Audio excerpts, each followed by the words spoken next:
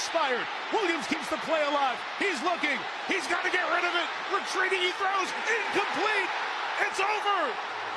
And the Niners have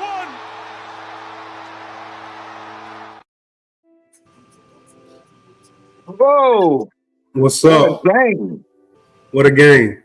Man, what a game, man. That was, yeah, I didn't expect that. I expected a little bit more of a low-scoring game. I didn't expect a shootout, but very entertaining. So, welcome to the Southside podcast. Hey, it's your boy Manny. Got my boy Shad. And got my boy G Walker, guy. G Walker in the building. So we I don't know how y'all feel, but right now, after a loss like that, I'm like, okay, I'm not mad. I'm not mad. Right. I'm not mad. I'm honestly, we were 4 yards from winning that game. We were actually more like a couple yards from Johnny Walker catching that ball. We winning the game 45-42. So, you know what? I'm impressed by the offense. I'm going to just say that, by the offense. The offense, they put up 440 yards total. Caleb was probably one of the best games of his season. This season, one of his best games so far. Very efficient on offense. He had 26 first downs. Third down conversion, we had 6 of 12 third down conversions. Man, I'm something after that. It's like, okay, we can hang with the upper echelon teams in the league. And I'm thinking now it's actually by that game right there. I think it's anybody can come out the NFC, except the Packers. Anybody can come out there except and the Panthers. I don't think the Panthers. The Panthers they gotta still fight to make the playoffs. But yeah, man, Caleb had a great game. The running game was I think we could have probably put the run, like kind of featured the run a little bit more. But yeah, man, and as far as our wide receivers, Luther Burton the third had his best game, of his young season.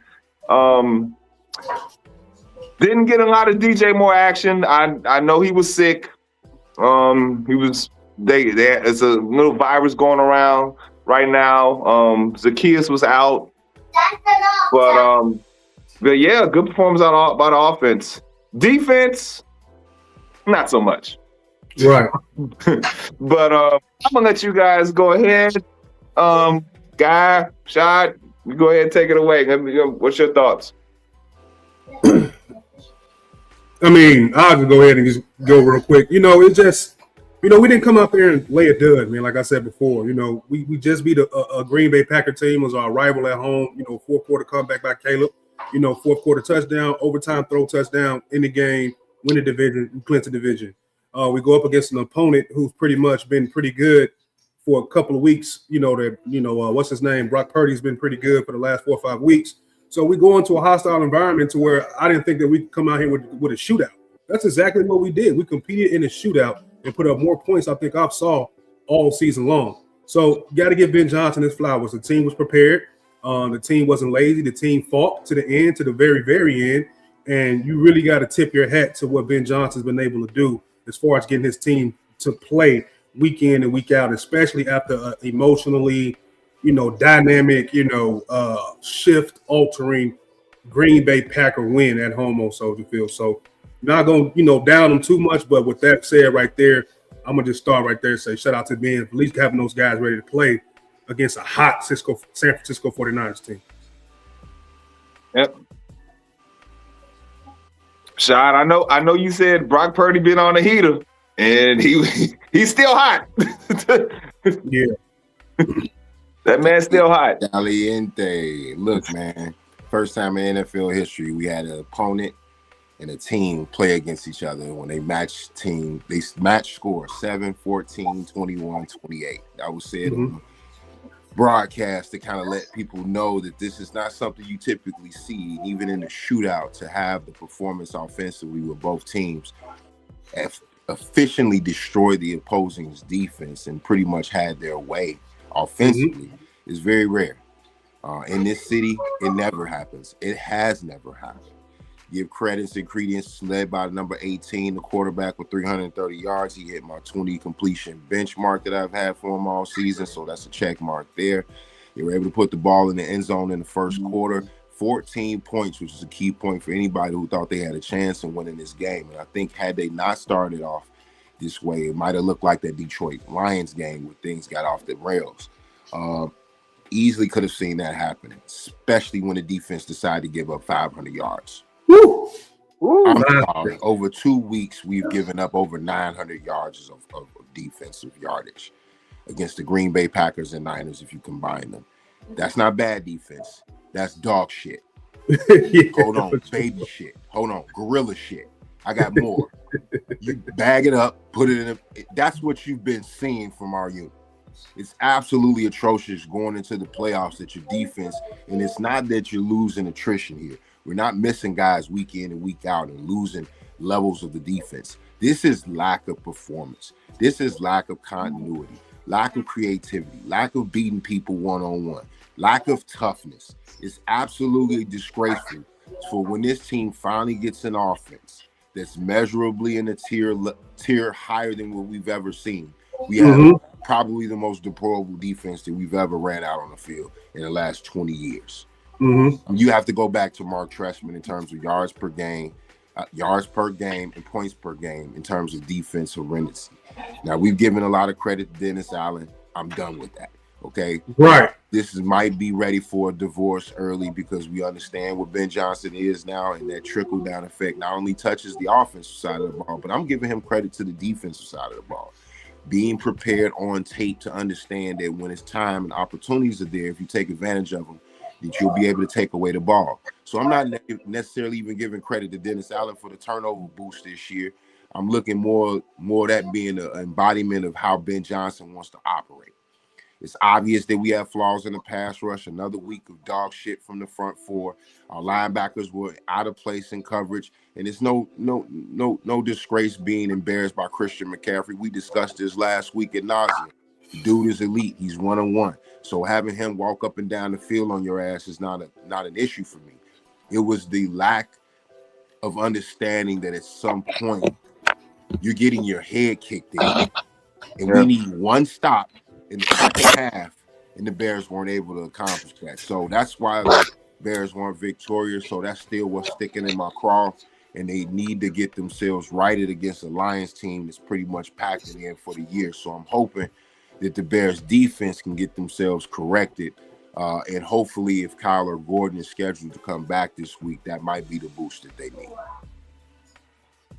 Okay. Yeah, that definitely would be a boost. I was gonna ask too. Now, you sure is it Dennis Allen his scheme, or is it we just don't have the players? You said yes and yes? It's a mixture of both. I think it's a mixture of both. Okay. G's talked about this, but we were on Ryan's Pole's ass first quarter of the year. Point blank period. I didn't forget about that. And these are things and questions that did not go away. Has Tyreek Stevenson earned an extension here in Chicago? The answer would be no. Has Jaquan Brisker earned a contract extension going into a contract year? No. Kevin Byard has earned a Pro Bowl year, where at this point he might be your most stable thing in your secondary. And looking at a 33-year-old safety, we typically don't see that go higher in terms of ascension of play. It normally levels off or goes down dramatically. So, Jalen Johnson has not looked the same since the injury and coming back, and we can give that an excuse for him, but is this what we're looking at moving forward? The guy ain't interested in tackling, y'all. So moving forward, if it's a situation where we got to rely on that, and you're paying him $20 million, just like people were eagerly ready to get rid of DJ Moore because of his contract and the lack of performance. You got to look at Jalen Johnson as well. So now that whole secondary, which was the strength of your team coming into the year, may be completely rebuilt. So, and I ain't even talk about the sorry ass defensive line. Yeah, Billings has not lived up to par at all.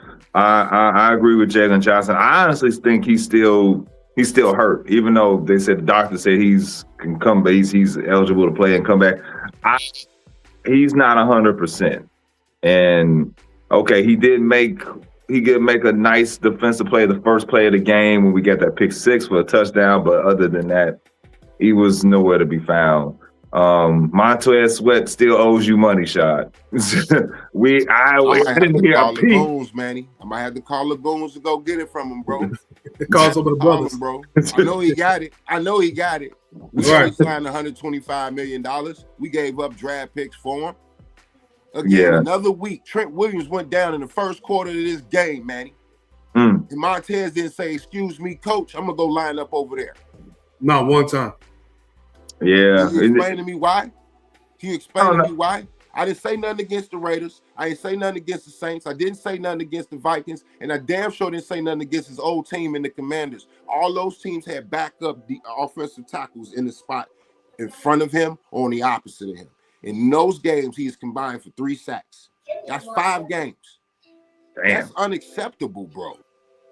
If you give that opportunity to Michael Parsons, who's in your division, Aiden Hutchinson, who's in your division, Jannard Greener in Minnesota, they get it done. Just because he has 10 sacks this season doesn't mean shit. You play 17 games. So he could do something for half of the year and the rest of the year is okay. My mom went okay with me being a C student. No, my mom would definitely be the same way, man. Belt ass. And to Shah's point, man, and to your point, to your question, rather, it really is Dennis Allen. You really do got to look at him. You really got to look at him and Ryan Poles because you can flip the offensive side of the ball in 1 year. We can give 99% of that credit to Ben Johnson.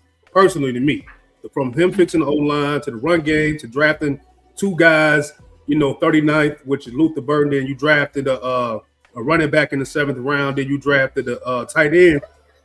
All those guys on the field, all those guys produce. I'm terrified on the other side of that football, bro. I'm terrified. Like, as far as us getting the pass rush interior lineman, then somehow Ryan Poles has to be connected with that. He hasn't built up the defensive line or the offensive line since he's been here. It's going to be scary, man, this offseason, man. Like, can we be a middle-of-the-pack defense? Do we build through the draft as far as getting the run stop? Because what is Billings doing besides looking like Dr. Robotnik, Eggman running around out there? Like, what are we really doing with him? Dio's hurt. Dexter, man, like OG Allen has to call him my safety 3-tech. You know what I mean? It's so many questions on that defensive front. People cannot honestly sit here and say that we're a Super Bowl contending team right now. We let that San Francisco 49er team do whatever the hell they want to do. We didn't just say, okay, you can have a pass game, bro. We're going to let you cook. No, we didn't say, no, bro, we're just going to give you the run game and just let you cook on the ground. We gave them both, bro. That is not a recipe to win a football game. So if you're looking at it from that aspect of your team being competent on defense, and not saying that every team we're going to play like that, but you got exposed to what a great head coach can do. He threw the kitchen sink at us. A running back who could catch and run, and a quarterback that can destroy you. You put all those things together, then you realize we're nowhere near as far as competing with the top echelons in the NFL and the NFC right now. We're not. But to answer your question, then Dennis Allen is under a microscope to me. To me, yes, because he does things out there. You probably see him any day. I'm just like, why we keep going zone and why we not trying to go man? Like, what are we really doing, bro? And he's a veteran coach. He's been around a long time, DC and head coach. So some of the stuff he should be better at, despite not having a pass rush, And our run defense too, atrocious. Christian McCaffrey had 140 yards. 40. So, Brock Purdy, his average, he had 2 touchdowns. Especially that scamper, a couple times he had avoided a couple pass rushes. And you said it. I think our previous episode, our defense, we're gonna have to do something in the off season. Draft, maybe getting a big time pass rush linebacker. Yeah.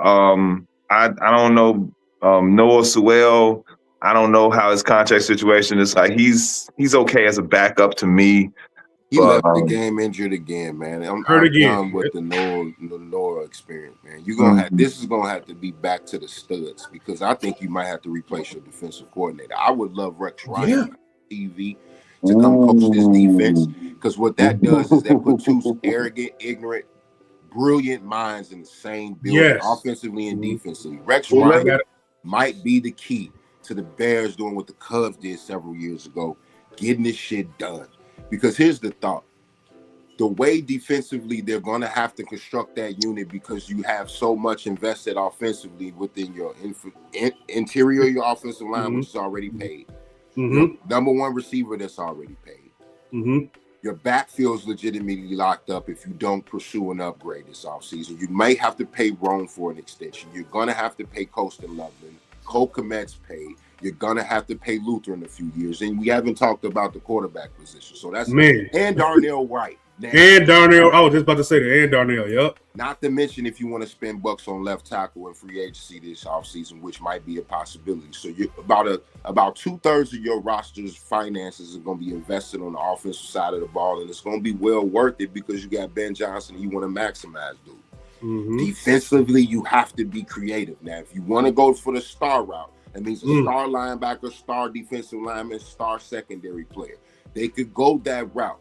We've never seen Ryan Poles put the big boy pants on and make those type of aggressive moves because some of the guys that you would have to acquire may not fit the mold of the type of player that you've been bringing into Hallis Hall. You get what I'm saying?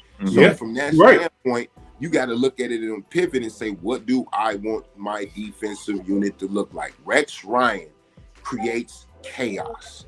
The one thing he has on his resume is his defenses are top 5 in sacks.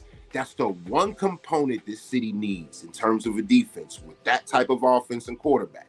Guys that can get off the field on third down, guys that can knock your quarterback out. And then at the end of the game, if your defense is on the field, they close shit down.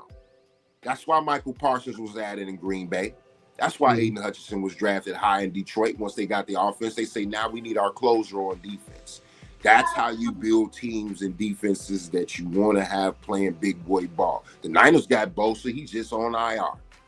They got Bosa, Wagner, and then in the back end, they had another DB, and it's escaping my mind right now, but he was playing at all-pro level before he went down, safety position. Reminds me of Troy Polamalu. I'm escaping his name. I think it's Mustafa.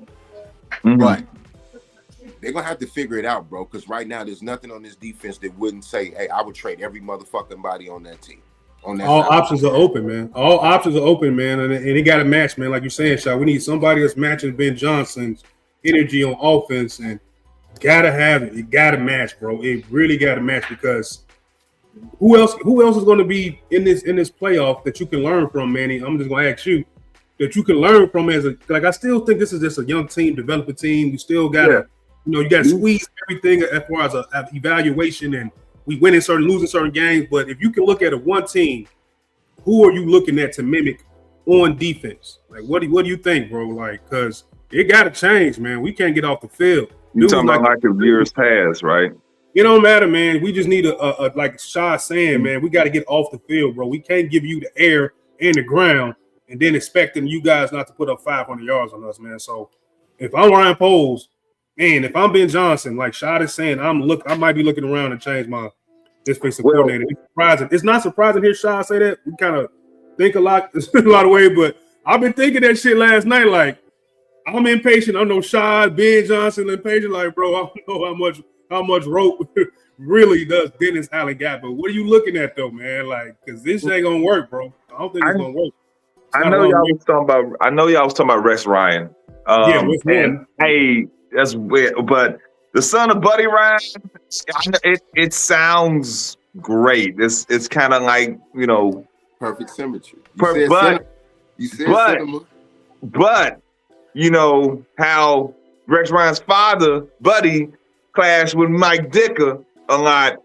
That only led to one Super Bowl and a couple playoff appearances, and that was it.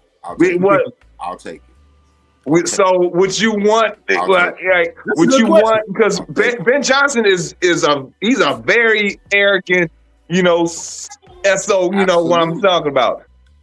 Buddy Ryan is the same way. Those two could clash. Say, and we might be having a Mike Dicker, Rex Ryan situation. We might win one Super Bowl, but I'm just hypothetically speaking.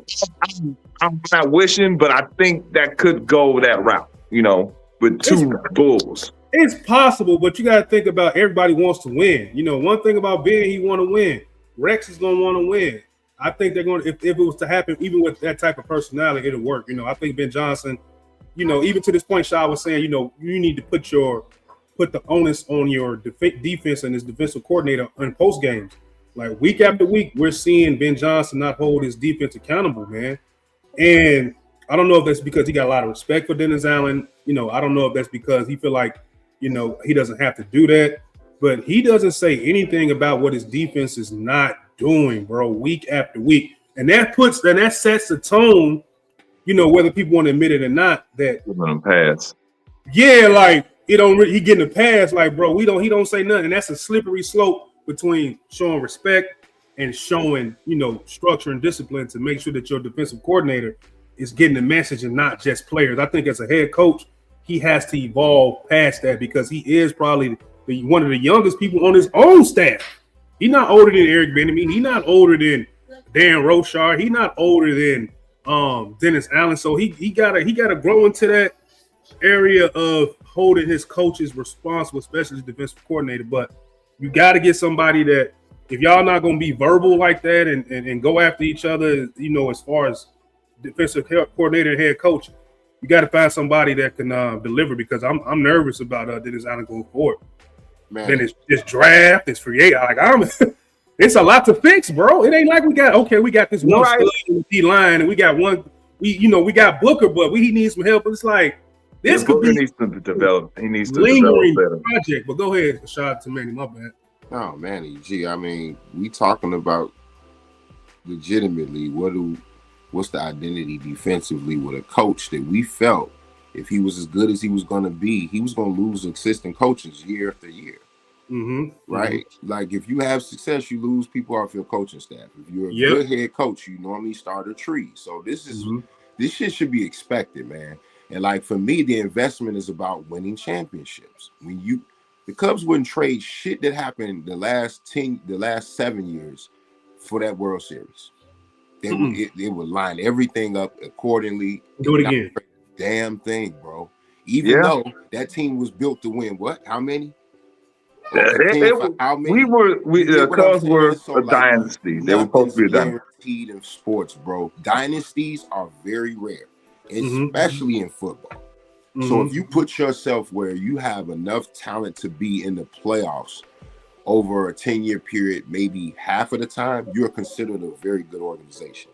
The Eagles, the Chiefs, the Patriots, the Buccaneers, the Steelers, the Ravens. These are teams that over the last decade have been in the playoffs.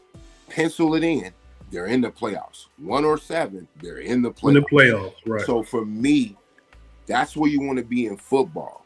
If you win 1 out of 10, great. If you win 1 out of 15, or you in 2 Super Bowls out of 10, great. The Eagles also lost a Super Bowl, and ain't nobody bitched about it. You get what I'm saying? So Chicago needs a championship in football. You have to look at what's the best course without derailing everything to do it.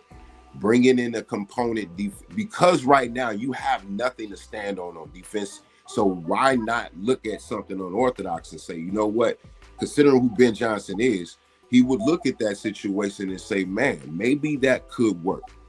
And even though he knows his temperament, they may get into it. That doesn't affect the on-field play. It's shown Ben Johnson in the middle of the game is isolated. He's to himself. He's giving Dennis Allen carte blanche to order whatever he wants at the bar. Dio Adangbo was a Dennis Allen selection. Now we go. Now we talking. Go ahead, Shaq. Garrett was a Dennis Allen selection. There we go. DJ Gardner-Johnson is a Dennis Allen selection. Ryan Poles and Ben Johnson have allowed him carte blanche to do what he wants on defense. So I'm glad you said it. Coach can focus on developing the quarterback, creating the offense, and giving us a foundation we can roll on. They're doing their job. This son bitch ain't. And we can give him credit for it not looking horrible, but the turnovers was glossing up the pig, baby. You can put a BBL on a wagon, but she a 2, shorty. So the context of what I'm saying is, you can go on for the ride, but I don't think I forgot that throughout the season, dude, we've been giving up a lot of dumb shit. Week after week after week after week after week after week. And we point at the fact that we coming back in games or winning close games because the defense has struggled to stop people. So bringing in a guy like this, I think from the booth, man, gives the Bears fresh eyes and gives a guy, I think if proposed that, it could be the perfect storm, bro. Well said, man. Yeah, that is well said. I want to talk about this last play because a lot of people been saying, and I'm gonna put it up here so we can see here. Moore was open, Swift was open. How did he miss him? Right, that's a lot of people are saying that. Let me see. What you got? All right, let me flip the camera over if I can. Bear with me, folks. Take your time, big boy. Bear with me. All right, let me get this here. Broadcast. Okay. You guys see it? Yeah. All right. So people saying Swift was open. He could have threw it real quick. He threw it to Ja'Ade Walker, a little bit short, but we have sideline views here. A lot of people said DJ Moore was open. They should have threw it to DJ Moore because DJ Moore was waving his hands. There's DJ Moore right over here. I think that would have been a crazy throw to do. So, what are your guys' thoughts on that? Let me put myself back in here. I like to say, let me real quick, G. I ain't gonna hold you. Go ahead, bro. I would like to kick Ben Johnson in the nuts for doing a hook and ladder on the 10-yard line, taking away the opportunity. Kind of like that. I like that play too. Honestly, I like that play. If they would have scored, that would have been crazy if they would have scored that. I like it. Fucking throw a hook and ladder on the 15-yard line with Cole Kmet. Slow ass. Took him an hour to turn around and throw the ball. It would have worked if it wasn't Cole Kmet slow ass. I thought it was Nuglin. But I think it was a dumbass call because for me, you throw the ball and the opportunity to move closer to the end zone, and then you give yourself an opportunity to run the ball to end the game. For me, like that was a perfect opportunity because the Niners had their coverage unit on the field. That would have been a great opportunity because of who you had on the field to run that bitch in. Or give Caleb an opportunity on the RPO to run pass option. Like, I think Ben set himself up to score on that hook and ladder. And because it didn't work, the play that they didn't have no room. Niners, they didn't have room to do squat. Nothing. And it's really predicated on the play before. So it's hard for me to grade negatively on the play that Caleb didn't do shit. And at the end, DJ did break open. At the end, Swift did break open. Yes, the ball placement should have been towards not the ground, but towards the receiver, giving Jade an opportunity to dive forward for the ball. All three things could have been said if you want to be a critical bastard. But at the same token, I'm going to look at it for what it is. Ben Johnson may regret going hook and ladder and then going with the end game play on the pass as opposed to flipping it, going pass first and then potentially going with your run to seal the game. I think would have been a better opportunity, yeah. Yeah, and to Ben's credit, he took responsibility for that last play. He said, I didn't do a good job with time management. I didn't get the guys nothing to run. You know, Caleb could have did something if it was a fifth. You know what I mean? But that's predicated on the head coach. Like he does things at the wrong time that we're constantly starting to see a trend in the pattern. in the red zone. He just does things at the wrong time, and it hurts the team. You know what I mean? Last week it was the second and 4, and you want to throw it 2 times, and Caleb has to throw a damn touchdown on 4th and 4 to tie the game when you could just run it. Now you do it to Shad's point on the flip side. I like to play, but on the flip side, Shad is right. Why would you call that with slow as Cole Kmet? You know what I mean? You do a trick play when you don't have to. You know what I mean? Like, he's a little bit too cute in games, and we're constantly seeing it, bro. We're constantly seeing that. And the fact that he did not have a play ready after that play lets me know that he is sometimes all adrenaline, and he doesn't always think his decisions out all the time. Like, he's pumped up just as much as these players, and you can tell just by watching, he's just a little bit too up and ante, man, and he got to learn as a rookie head coach. You got to calm down, bro, and just win the game, bro, because you could have called something like an RPO, like Shad said, or you could have just called something from DJ to run a quick little fake little fight, a slant, like, you know how they do the 2-minute drill, and you got to run out of bounds, you got to throw it to the pylon or throw the chain. He could have did that shit right there, easy. And he could make that throw right there on the corner, right there on the pylon. It happens all the time. So Ben just got to be a better coach, bro. We could have won that game, and you got to give Ben, you know, a little bit of shit for that. Even though the defense didn't particularly play well, but the game was to be had right there, and he didn't deliver. I know Manny liked that last drive because it was a lot of Caleb and Luther Burton.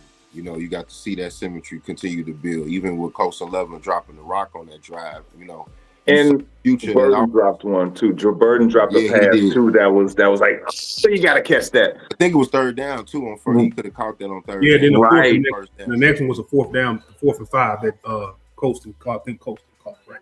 So, getting back to what y'all was saying, that play, it was a surprise because I thought, you know, but we didn't have any timeouts. So in that situation, that's game management too, Manny. In that situation, I think DeAndre Swift could have went out of bounds. He stayed in.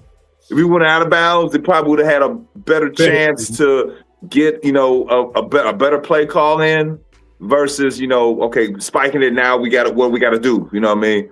So I think, and I'm sorry, fellas. I think that was Colson Loveland who caught that. Kmet was actually trying to block, and he was the only blocker back there. Okay. So we had one blocker, and we had like 4 49ers all right there with Swift. That's why I say he should have went out of bounds. At least cut towards the sideline, man. Or I'm thinking maybe Loveland could have faked it. Maybe could have faked the ladder and tried. You know what I mean? Who knows that? But that was creative. I think in that time of the game, that was very risky too. Very risky. Didn't work, but as far as that last play, if I'm Caleb, like I said, I got people coming at me. I'm not looking at DJ Moore all way on the other side. Yeah, hell no. He's not doing that. But he was open. He's waving his hands. All right, DJ, he ain't seeing you. Run to where he can see you. What they want him to have a Michael Jordan arm on Space Jam to throw that damn ball all the way? We got to do it, man. Come on, bro. Right. And then in Swift, they said Swift was open. Swift was open for a second, but then we saw one of the 49er safeties come sprinting right there. He would have been short. I didn't think he would have made that. 50-50 ball, man. And this is where we go back to Ben Johnson not saying he likes to do that shit, bro. This was a prime example. You got your 2 big tight ends. One could be on the left, one could be in the middle, whatever you want to put them big ass dudes at. Bro, it's 4 seconds left. The worst they can knock it down, interception, ball game is over, or the best case scenario, one of them come down with it and catch it, bro. Give Colston a chance. Give Cole Kmet a chance. He give one of the offensive linemen big ass a chance.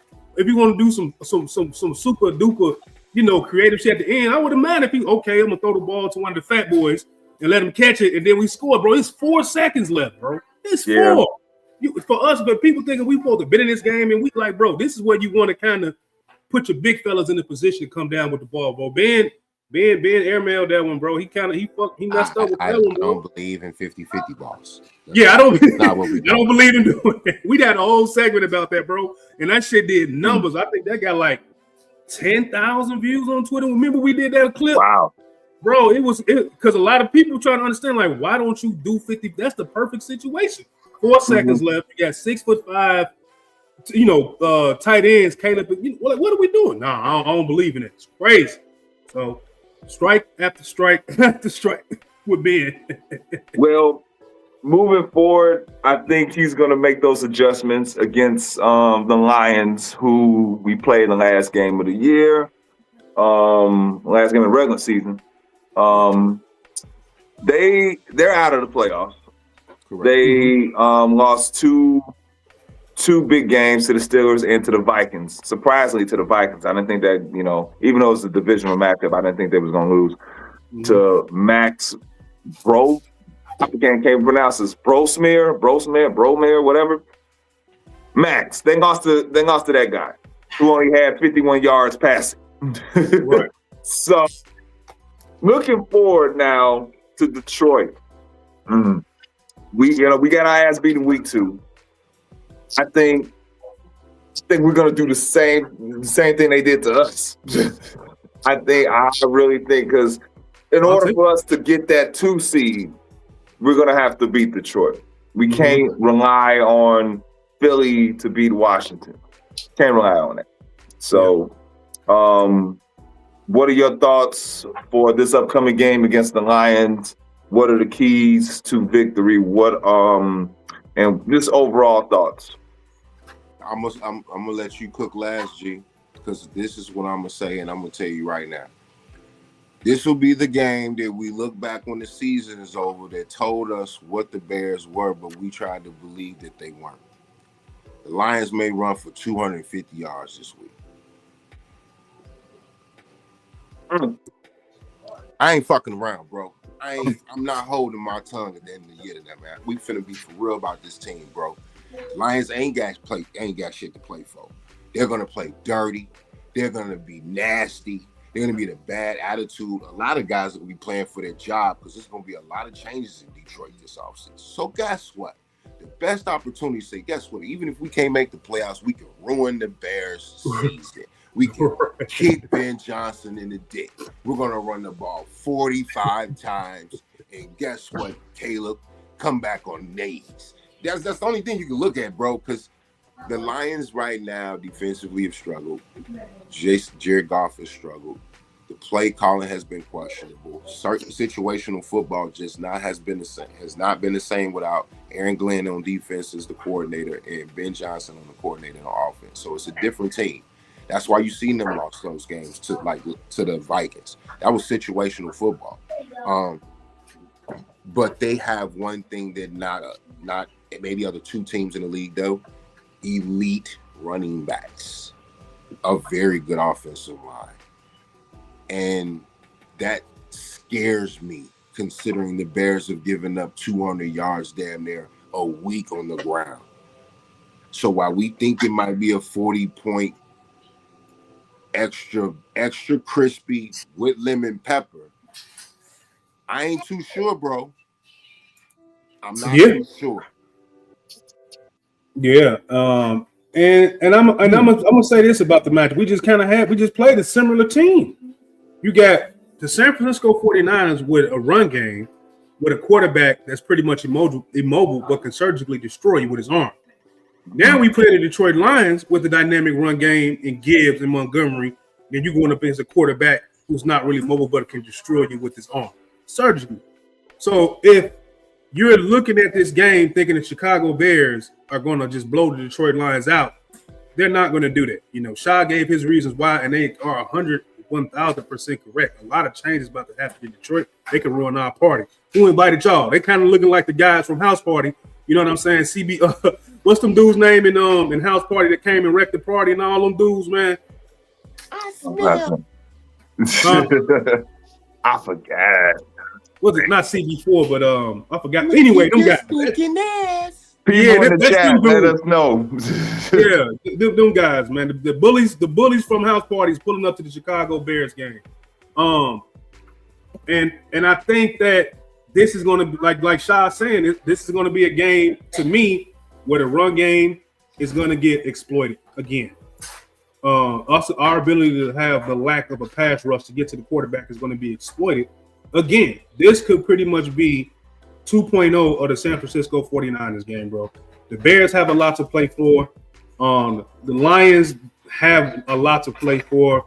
So with that being said, I don't think this going to be a cakewalk. The Bears are gonna have to just take this game.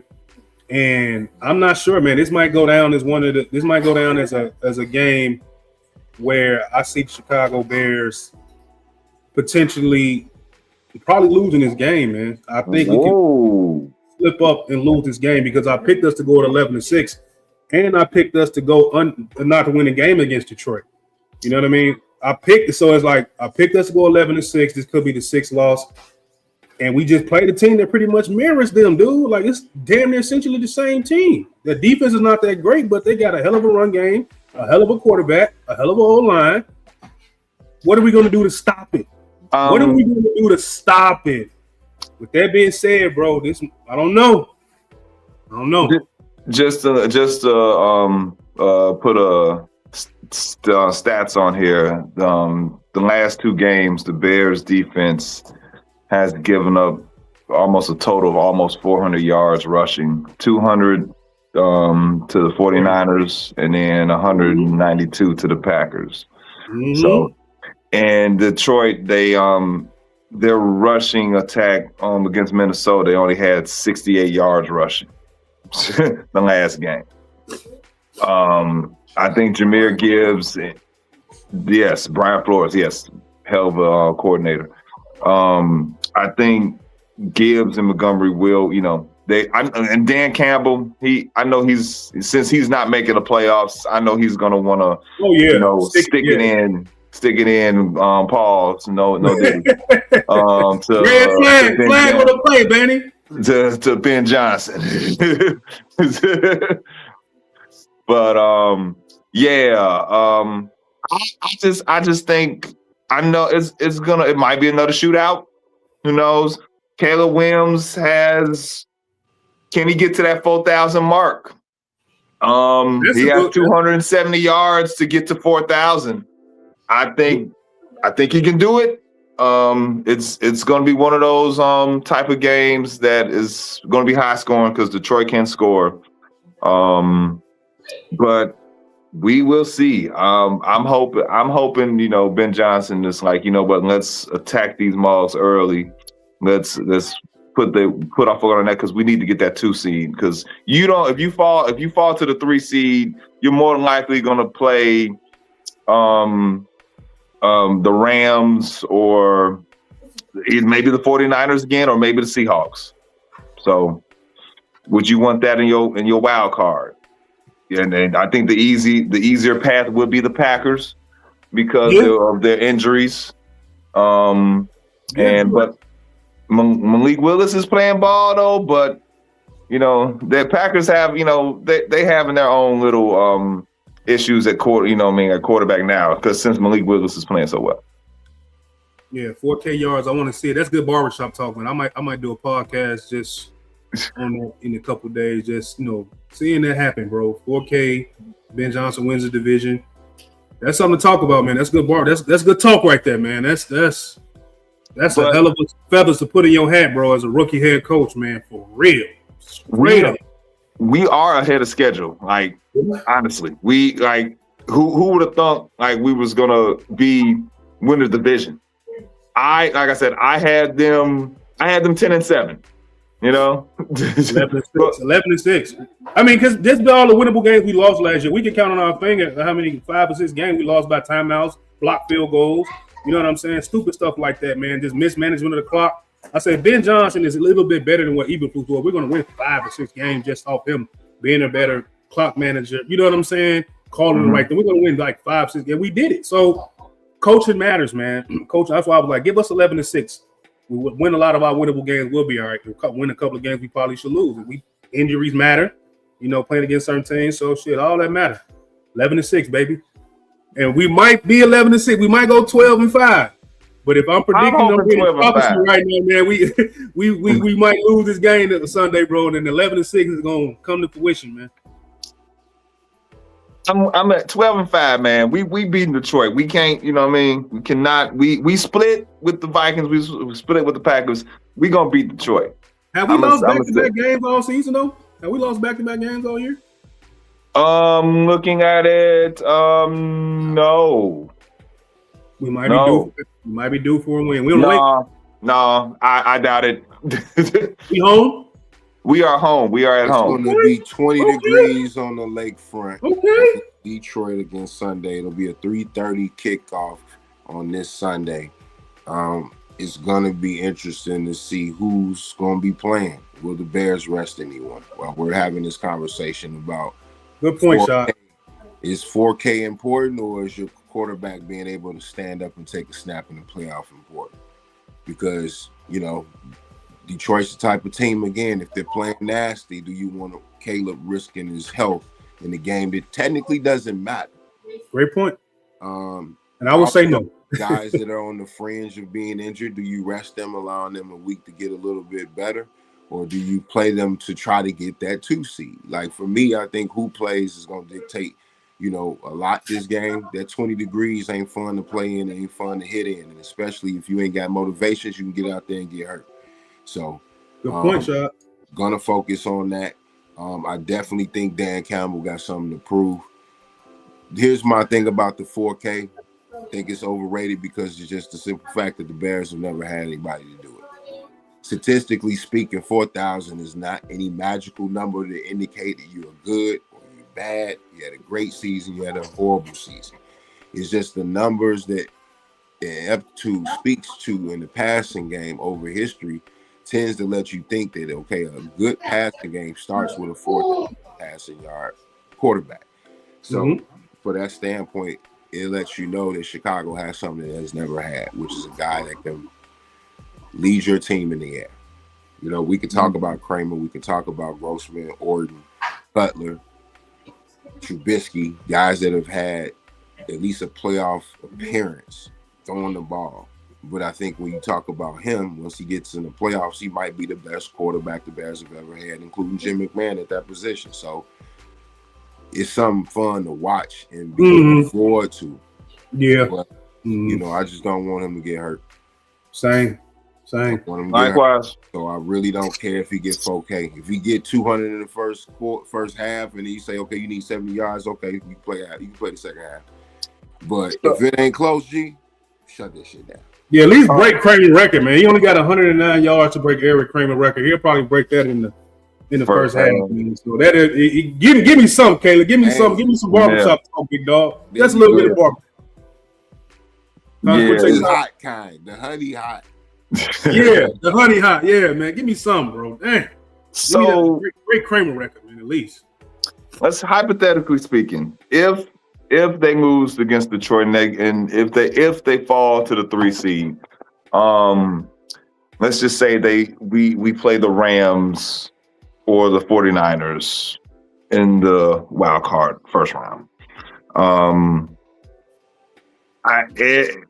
January's cold here. Warm weather teams, especially the Rams, they don't really play well in cold weather.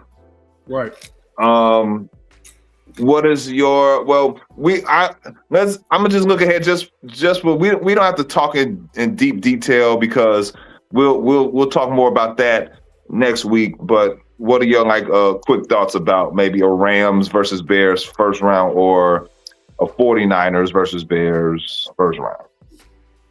My indication real quick, I think right now statistically, if the Bears get this 2 seed, they can only play the Packers, the Rams, or the Seahawks. And I think if they end up with number 3, they end up only being able to play the winner of the South, the Eagles, which will be the East team, or the wild card team from the West. So that could be the Niners. So it really just depends, man. Like if you're thinking about matchups, I really think the Bears probably match up the best with Green Bay. And that's easy to say. But for me, I think it's just in terms of their familiarity and as well as their confidence level against that team, I would feel the most on point for going into a playoff game at home with the opportunity to go into the divisional round, potentially having to go out west to Seattle or to LA or to San Francisco and try to get you a win. And I think that's where your tough game comes in. because I think at home they've shown that they can be a team that they can whoop anybody ass. And that's why I was saying, G, like this will let me know if Ben Johnson is a real deal. If you can create a culture at home that teams got to come in here and deal with. And they've been a different team on the road as opposed to at home. So I like Packers at home in the 2 seed, and then in that 2nd seed, if that first game goes your way, you could potentially be playing the fucking Eagles or whoever ends up winning the South after an upset. You let a week go by to figure out who's that next team, because if matchups go a certain way, man, you might not ever have to play the Seattle Seahawks, or you might not ever have to see the Niners again, you know? So what you thinking? I mean, to me personally, man, you can't hide it, man. You can't run from who you're gonna have to eventually play, who you gotta play. You just gotta pull out your best. You gotta put out your best outfit, man. You know what I mean? You gotta put out that outfit the first day of school, which put the Jordans out. You know what I mean? You put the pants out, you put the shirt out. You say, man, I'm gonna be looking crazy, fly as hell the first day of school, and that's all you really could do, man, because the games got to get played. You're gonna look a certain way against this team, that team. You know what I mean? And to me, you look a little bit outmatched against guys or teams that can destroy you both ways. You're playing the best of the best at this time of the year. Seahawks, Rams, 49ers, teams like that. They got run games. I think Seattle got a good run game. I know the 49ers got a run game. You're going against teams that are going to exploit you through the air and or both. And we can't seem to stop either one. You know what I mean? So, like Sha said, I think the best matchup will probably be right now the Packers. We take the number 2 seed. And Ben Johnson said we plan to win, bro. We're playing to win. So starters, to me, that means starters are playing. That means records are getting broken. Starters are playing. Get ready to put your lunch pail, hat on, your hard hat, and get ready to really come out here and represent on the lake Sunday and be the number 2 seed, man. Because Ben say, hey, we playing to win, bro. So you only gonna have your best out there. And I think we're going to put up a good fight. But if it's any indication on how we played against the 49ers, man, the way that run game killed us, the way this is a division game, guys are going to be juiced up on both sides, despite how bad, the Lions have been playing recently. They still going to get up to play the Chicago Bears, bro. So with that being said, it's going to be tough, man. It's really going to be a tough game. And we should want that as a fan base and as a team. You don't want the cakewalks all the time. You want to go through it. You want to run through it. You want to destroy teams. You feel me? You don't want the easy layups all the time. You want to see what you made of when things get tough, man. And I'm looking forward to that as a competitor myself. Let me see what it's like when Dan Campbell back is against the wall. You know what I mean? I'm not in the playoffs, but guess what? I can ruin your party. I can show up uninvited, and we can beat y'all. Let me see what it's like Ben Johnson going against his coach. You know what I mean? Let's see what these bumping head situations really going to look like Sunday. I'm looking forward to a fight, and hopefully we come out on the other end, man, and we earned that W and we earned the number 2 seed. Predictions for the game for the Lions versus the Lions. What's the score predictions? I'm fired up, man. I said we might have lost. You know what? We're going to win this game. 27-21 Bears, man. Caleb breaks the record. Caleb gets 4K. Caleb breaks Eric Kramer record. We earn the number 2 seed, baby. We win on the lake. Bear down, baby. Bears win. The clutch. We persuaded guys thinking, you know what I mean? Absolutely. You say you want all the smoke. Look, man. All of it. Fuck it. Let's run it. I don't think anybody in this city that's watched this team this year has forgot that feeling of what that team looked like when Detroit whooped our ass, man. 50 burger. Into that game, bro. Everybody still feel that. Mm-hmm. Manny, you started the conversation off with, I think we gonna go up, they're gonna come here and we're gonna kick their ass. Mm-hmm. That's what needs to happen, Manny. And what needs to happen is defensively, you need to see an aggression and a violence that you haven't seen all year. And what that would do is that would charge up your offense in a way we haven't seen it all. Scaring any opponent week 1 when they come to the city, because here's the thing, they saw how it looks when you've had to score every play, every possession, every possession counts. We get 35 points, bang. Okay, that's big boy ball. That's Tom Brady. That's Tom Brady points. Okay, that's Super Bowl points. Defensively, we need a moment this season to validate this year. Yes. What other game can you pinpoint your defense getting punked other than against Detroit? This is the week you get your get back. Javon Dexter become a problem. Andrew Billings, tackles for loss. Montez Sweat, bulldozing for a pass rush sack on golf. On third down, by the way. Bad pass, tip deflection by Brisker. Oh, you got people in the comment section. These are the plays that you need from your defensive unit this week to validate the season, bro, because the turnovers have been great. But even when Lovey was getting turnovers, there was a level of violence with the defense that made it different.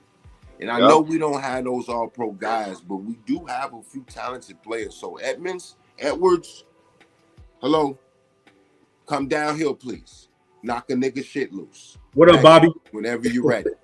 Okay. Who owes you money, Shy? Who owes you money? Oh, this week? Yes. Front seven owes me money. Grady Jarrett, you got 21 million guarantee. You owe me money. So if I see 50 getting bulldozed or pancaked, I'm gonna have a conversation after this week is over. Excuse me, go to the second level of the defense. Mr. Edmonds, they said you were all pro type. You were Pro Bowl caliber before the injury. Show me 20 tackles, unexcusable if it's not. 20 tackles, you owe me money. Shout out to who we need to shout out, G? We got a shout out. We got a shout out Shot Bulls podcast right here, man. Bobby from Chicago Bear Central here. Shout out to you, Hayes, and C-Dub and all the fellas over there. We got James Newman that came in here. That's one of my guys from Facebook, man. We appreciate everybody showing love to the Southside podcast. My guy Manny and my guy Shy featuring G Walker and CNG podcast, bro. It's all love. But Manny, what's your scoring prediction of the game? What you giving us, bro? Because what you got for us, man? It's gonna be tough, but come on, man. We got to rally. We got to rally. What we got? You know what? Yeah, Shy. Okay, well, I'm gonna get to mine. Shy, what's your score prediction?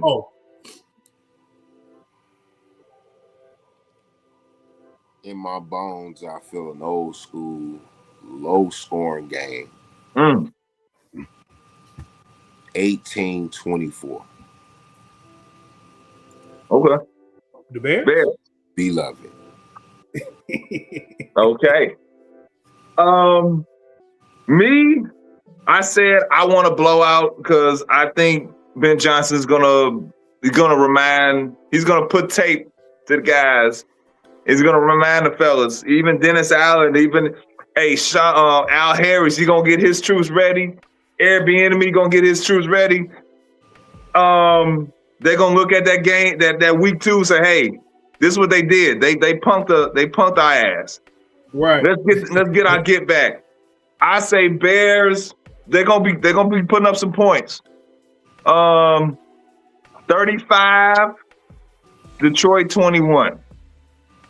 Up 2 scores. Going by 2 scores. Right. That's mean that we getting 2 interceptions from Golf there. He gonna give us a couple. We gonna get up in the red zone score. Okay, I'm with it.